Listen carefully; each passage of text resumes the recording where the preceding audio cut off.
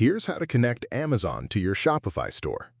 In your Shopify admin dashboard, click Apps on the left panel, then go to the Shopify App Store. Search for CS Amazon Sync. This is the app specifically built to create a direct connection between your Shopify store and your Amazon seller account. Click Install and wait for it to finish. Once installed, go back to your left panel and open the CS Amazon Sync app. Click the Connect button and follow the prompts to link your Amazon seller account. This step requires you to authorize access between the two platforms, so make sure you are logged into the correct Amazon seller account before proceeding. A common mistake is connecting the wrong Amazon account, which means your products and inventory sync to the wrong marketplace.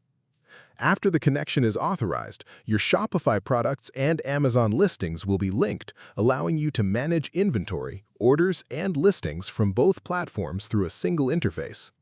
If this helped you out, hit that subscribe button for more straight-to-the-point tutorials on step-by-click.